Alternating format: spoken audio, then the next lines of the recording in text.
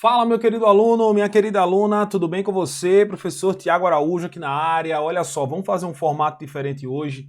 Hoje eu não vou aparecer, né, porque eu estou em viagem, mas eu trouxe aqui a nossa aula para a gente poder direcionar muito bem o nosso conteúdo e falar um pouco sobre essa nossa temática, que é a política nacional, eleições presidenciais, tá? Presidenciais, tá? Porque tá assim, eu coloquei aqui assim, porque lá no edital tá desse jeito, né? E políticas e reformas eleitorais. Nós vamos trabalhar esse ponto que está relacionado a conhecimentos gerais. Olha só, vamos entender como ocorre o processo de eleições presidenciais no Brasil. A primeira coisa que você tem que entender são todos esses fatores aqui, ó. O registro de candidatura, a campanha eleitoral, os debates presidenciais. Nós vamos ter a votação, nós teremos os anúncios dos resultados, a transição de poder e a posse presidencial. Talvez a banca IDECAM ela coloque exatamente uma questão relacionada a essa ordem aqui, ó. E está exatamente na ordem, tá? Então a primeira coisa é o registro de candidatura, tá? Onde os candidatos deverão registrar suas candidaturas, cumprindo requisitos específicos, como coletar o número mínimo de assinaturas de apoio, apresentar toda a documentação e as taxas e pagar a taxa de inscrição. Esse é o primeiro ponto, tá? Do processo de eleições presidenciais no Brasil. Essa característica ela é bem interessante porque ela remonta, ela nos mostra exatamente como ocorre, né, todo o trâmite voltado à questão vinculada à candidatura dos presidentes. E aí você tem exatamente a campanha eleitoral, né, que é o processo de convencer os eleitores no processo de votação, e o que faz parte dessa campanha eleitoral são exatamente os discursos, debates, os comícios. Em alguns locais eles já não são permitidos, né? Eles sempre fazem as chamadas carreatas, as carreatas de comício, né? Mas o comício com shows em muitos lugares não são permitidos. A publicidade e outras atividades, tá? Que estarão vinculadas diretamente ao voto. E vamos agregar um ponto aqui, exatamente a internet, né? A internet, porque você vai ter exatamente a forma como os candidatos eles podem lançar através de investimentos por meio do plano digital. Esse aqui é o nosso segundo ponto. O nosso terceiro ponto vai estar relacionado aos debates presidenciais, tá? Os candidatos poderão discutir importantes posições em diversos temas, fornecendo a oportunidade da população e da sociedade entender e avaliar de maneira geral e mais detalhada todo o chamado plano de governo. Então esse ponto aqui, ele é extremamente importante, tá? Talvez seja um dos mais importantes aí vinculados à candidatura. Depois nós teremos aí o exercício da democracia, que é exatamente a votação, né? Os eleitores elegíveis vão às urnas para votar no seu candidato preferido. No caso do Brasil, a gente vota no menos pior, né? Desculpa aí.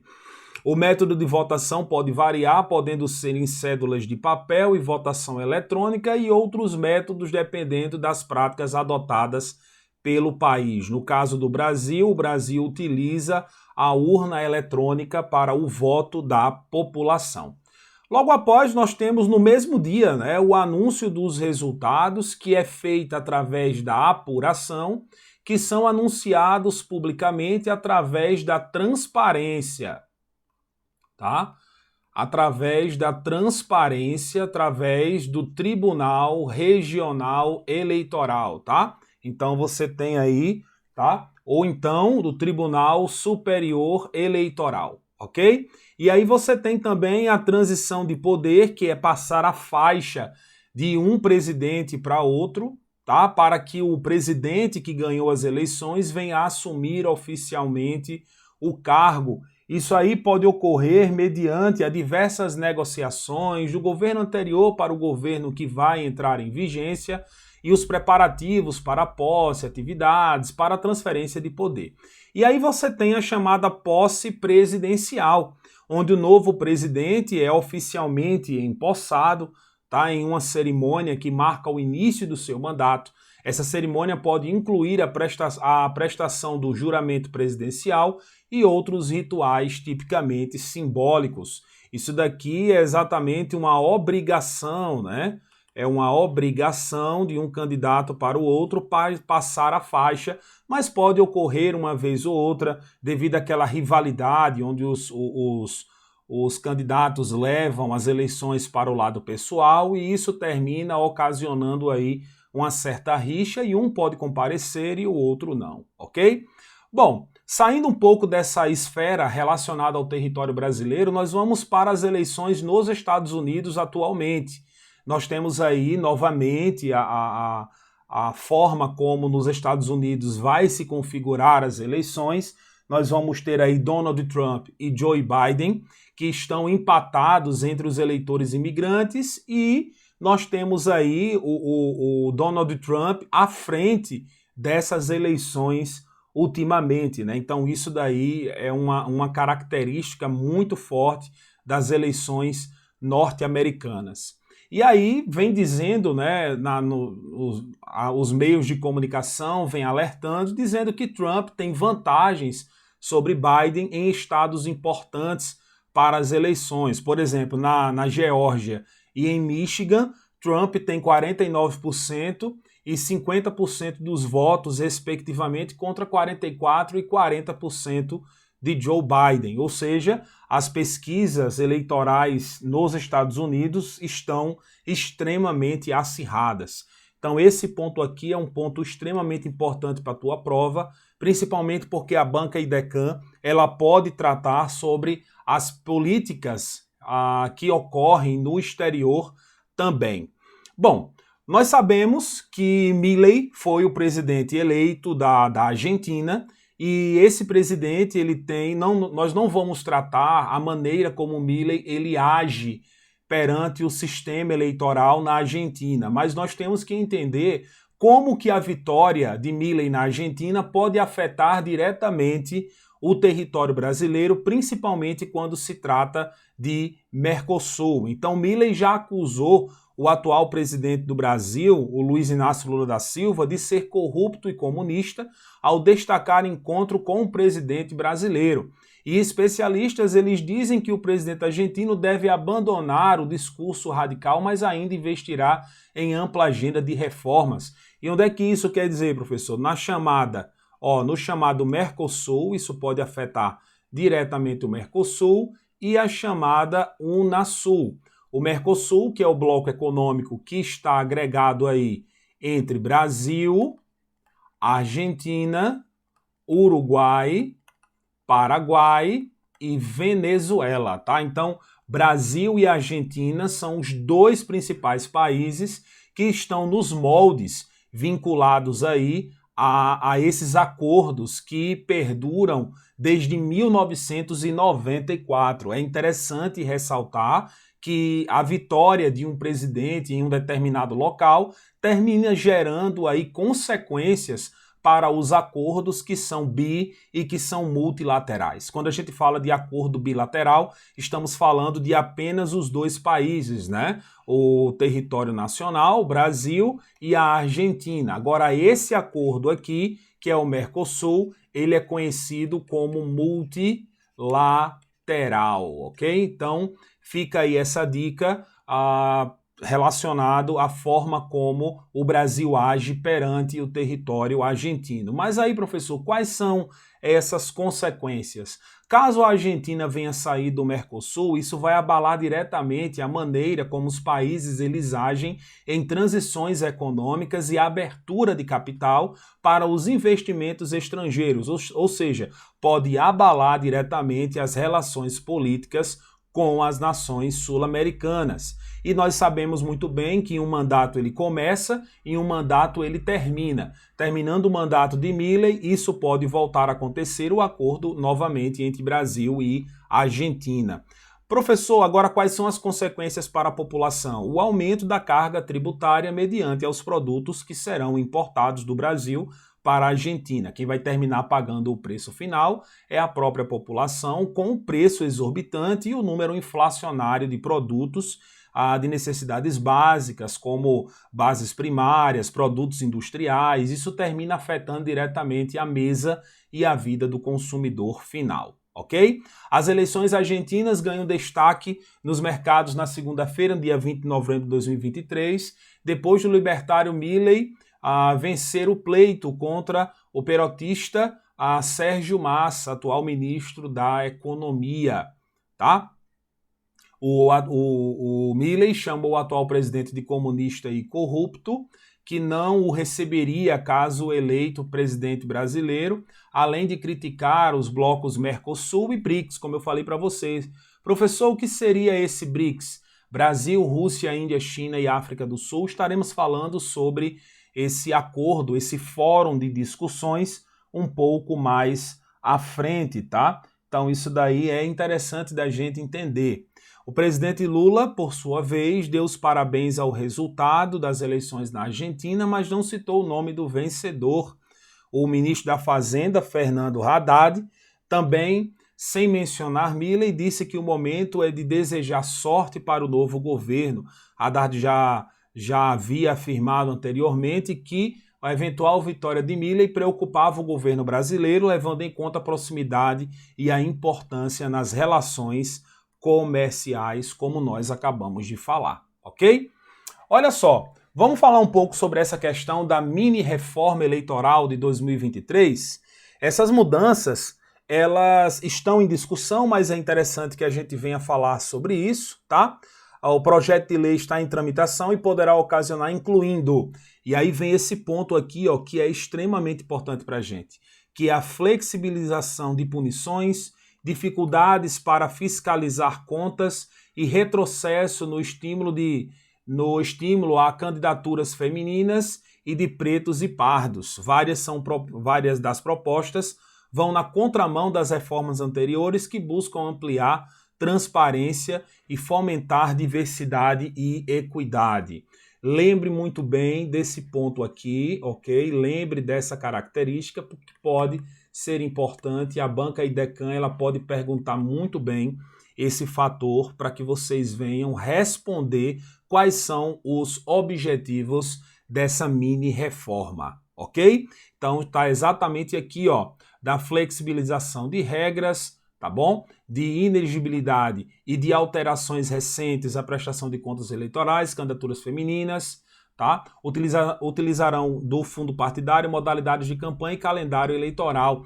Caso venha efetivamente a ser aprovada pelo Senado e sancionada pelo presidente Luiz Inácio Lula da Silva, a proposta, a despeito do que se trata como uma mini-reforma, implicará alterações bastante abrangentes e relevantes no Código Eleitoral, na lei da inelegibilidade, quase que não sai, e na lei dos partidos políticos e na lei das eleições. Vale muito bem estar observando esse ponto aí para vocês não errarem, tá? Lembre muito bem qual é o principal objetivo. Então você já marca aqui, ó, a flexibilização das reformas, todo esse pontozinho aqui, vocês precisarão colocar uma observação caso venha cair em prova para vocês não errarem.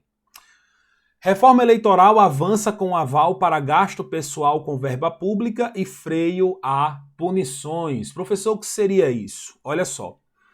Apelidada de mini-reforma eleitoral, a proposta altera as regras do Código Eleitoral e pretende enxugar o tempo da inelegibilidade de um candidato e restringir a aplicação da lei de improbidade administrativa, além de ter brechas para permitir o uso de verba pública para gastos pessoais e eliminar a prestação de contas tipicamente partidárias. É interessante ver exatamente como se classifica essa chamada mini-reforma. Pessoal, eu tenho quase certeza, 90% de chance de que essa mini-reforma ela pode cair na tua prova, tá? Olha só, ela também cria a possibilidade de doações de campanha por Pix, flexibiliza a lei de cotas femininas e determina que o percentual de 30%, tá aqui, ó, para mulheres seja cumprido semanalmente nas propagandas eleitorais gratuitas. A proposta ainda altera as exigências para a divulgação de pesquisas eleitorais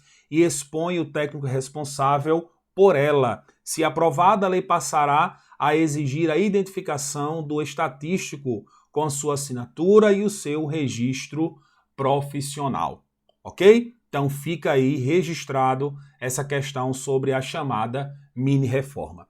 Logo depois nós temos o Senado começa a discutir a chamada reforma eleitoral, só para a gente entender um pouco melhor, tá? O Senado começa a discutir a mini-reforma, o texto precisa, tal, isso aí tudo está relacionado à questão da mini-reforma, ok? Vamos responder algumas questões? Vem comigo aqui, olha só.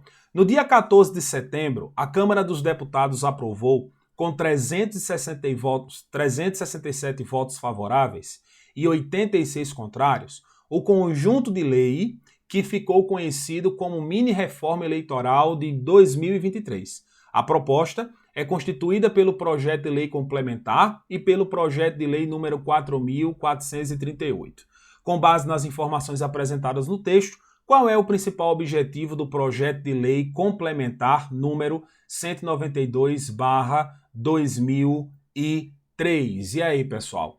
Flexibilizar as regras de inelegibilidade. Muito bem, tudo certo. Alternativa correta, letra B de bola, tá? Até porque, pessoal, essa lei complementar, ela flexibiliza, né, essas regras e, como nós vimos, né, ela tem um objetivo de modificar e determinar, né, os candidatos que busquem a maior flexibilidade relacionada a alguns pontos. Essas demais opções aí não correspondem ao foco específico do projeto de lei, conforme o texto que nós acabamos de ler, tá? Vamos para a nossa segunda questão? Vem comigo, olha só. O sistema eleitoral brasileiro adota o modelo proporcional para a eleição de deputados federais, estaduais, distritais e vereadores. Esse sistema busca representar a diversidade de partidos e ideologias na sociedade. Além disso, o voto é obrigatório para cidadãos entre 18 e 70 anos, sendo facultativo para jovens de 16 e 17 anos, idosos acima de 70 anos e analfabetos.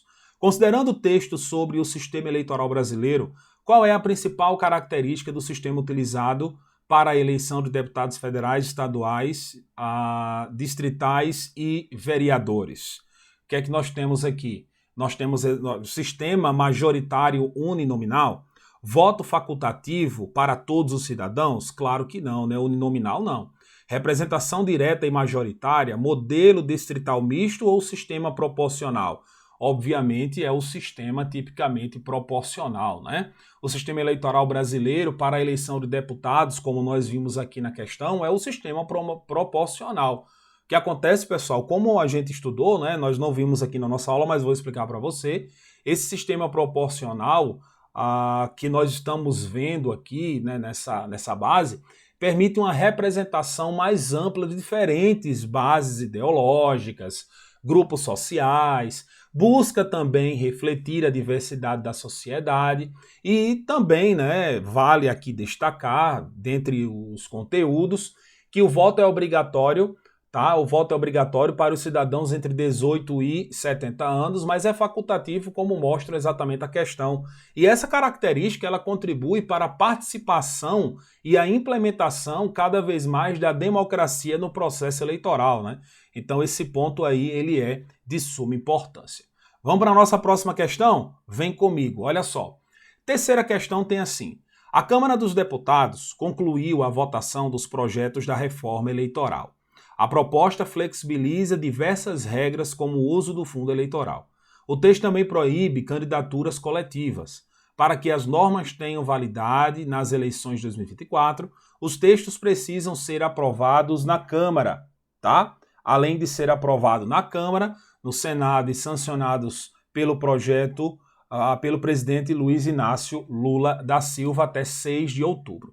Com base nas informações apresentadas no texto sobre a reforma eleitoral, qual é uma das alterações propostas pela reforma na discussão na Câmara dos Deputados? O aumento da cota feminina para 40%? Não, né? Essa cota ela é de 30%. Restrição ao uso eleitoral? Claro que não. Inclusão de candidaturas coletivas? Sim, muito bem. Proibição da prestação de contas eleitorais e redução do prazo da sanção presidencial? Claro que não. Nós temos aí o texto, né, que menciona muito bem a proposta, proíbe candidaturas coletivas, tá? Calma, não, proíbe não, inclui, né, a inclusão de candidaturas coletivas, tá? Indicando alteração de regras relacionadas à forma como os candidatos podem se apresentar. Portanto, a opção que nós temos aqui é a letra C, que menciona essa proibição, não é isso? Então, você tem aí exatamente essa forma e essa demanda, né? As demais opções não refletem as mudanças específicas apresentadas pelo texto da terceira questão, né? Então, deixa eu só dar uma olhadinha aqui. O texto também. O texto também proíbe candidaturas coletivas. Beleza. Entendi. E o texto proíbe a inclusão de candidaturas coletivas. Entendi. Com base apresentada no texto, qual é uma das alterações propostas pela reforma em discussão? Uma das alterações é a inclusão de candidaturas coletivas que não permite, ou seja, proíbe. Muito bem, exatamente isso. Eu tava tentando entender um pouco aqui por que seria essa alternativa, mas tudo bem, ficou claro, né, pessoal? Bom, gente, eu vou ficando por aqui. Um forte abraço, até o nosso próximo encontro. Valeu, pessoal!